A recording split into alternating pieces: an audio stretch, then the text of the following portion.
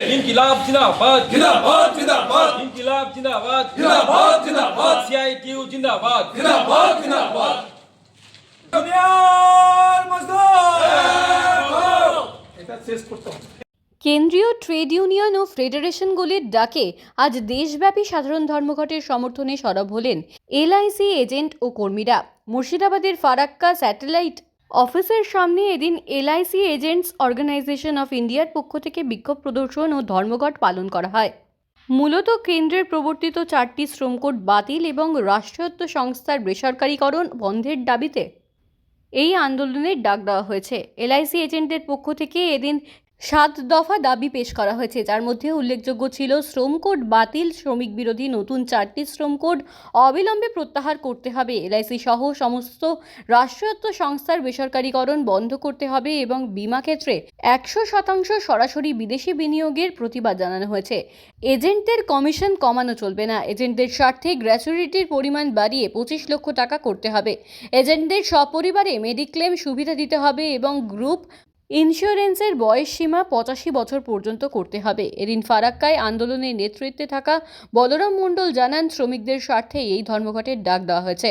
শ্রম কোড কার্যকর হলে শ্রমিকরা তাদের ন্যায্য অধিকার থেকে বঞ্চিত হবেন। 8 ঘন্টার জায়গায় 12 ঘন্টা ডিউটি করতে বাধ্য করা হবে। ফারাক্কা এলাকায় এই ধর্মঘটের ব্যাপক প্রভাব লক্ষ্য করা গেছে। এলআইসি অফিসের পাশাপাশি অ্যাক্সিস ব্যাংক, আইসিডিএস সহ বিভিন্ন সরকারি ও বেসরকারি পরিষেবা এদিন বন্ধ ছিল। তবে পরীক্ষার্থীদের কথা মাথায় রেখে পরিবহন এবং স্কুল কলেজ সংক্রান্ত প্রয়োজনীয় পরিষেবাগুলোকে ধর্মঘটের আওতার বাইরে রাখা হয়। জিন্দাবাদ জিন্দাবাদ জিন্দাবাদ সিআইটিউ জিন্দাবাদ জিন্দাবাদ জিন্দাবাদ ইনকিলাব জিন্দাবাদ দুনিয়ার মজদুর। আমরা দেশ এবং রাজ্যব্যাপী শ্রমজীবী মানুষ এবং ক্ষেত মজুর,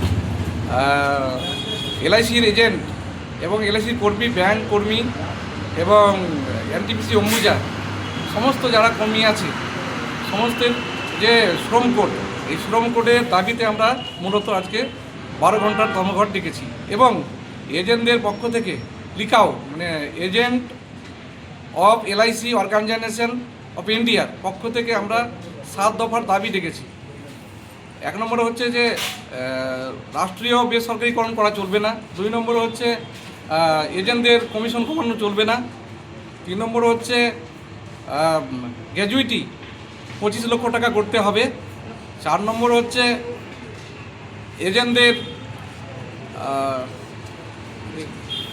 এজেন্টদের গ্রুপ ইন্স্যুরেন্সের বয়স সীমা 25 বছর করতে হবে। এইগুলো দাবি নিয়ে আমরা সাধারণত আজকে ডেকেছি। কেমন সাড়া পাচ্ছেন? আজকে তো আমরা সমস্ত জায়গায় বন্ধ করতে পেরেছি এবং এলআইসিও বন্ধ আছে। না, মোটেই নয়, এরা আমাদের শ্রমিকদের স্বার্থেই ডাকা হয়েছে। এই শ্রম কোড যদি বাতিল না হয় তাহলে তারা ন্যায্য অধিকার পাবে না, তাদের 12 ঘন্টা ডিউটি করতে হবে 8 ঘন্টার জায়গায়, তাদের চরম ক্ষতি হবে।